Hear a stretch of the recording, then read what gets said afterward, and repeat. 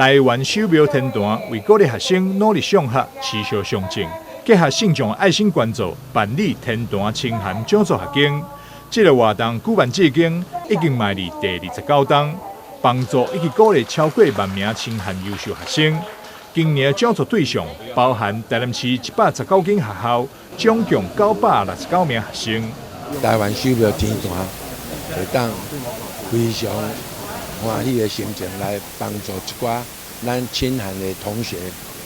因咱今年总共有969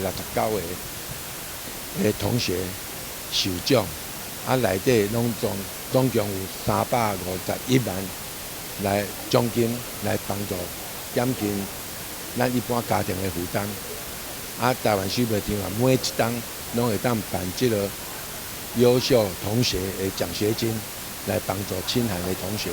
这个嘛是讲，阮取之于大众，用之于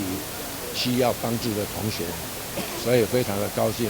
今天能够那么多同学来领奖，甚至有的家长都带他们来一起来参加授奖，我们内心感觉到非常的高兴。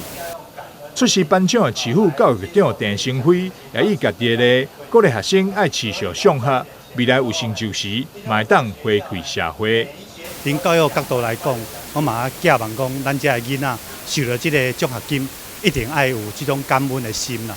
咱有这个感恩今天我们这个受人家帮忙，那改天我有成就的时候还来回馈让这个善的循环呢，让持续的去延续。天坛董事长徐国润鼓励学生伫求学路上爱加倍努力，将天坛讲座学经稳重的爱甲期待，转换成为勇往直前的动力。未来校所成后，会当将这份来自社会各界爱心甲善心，继续循环不断，传承落去。记者张世伟采访报道。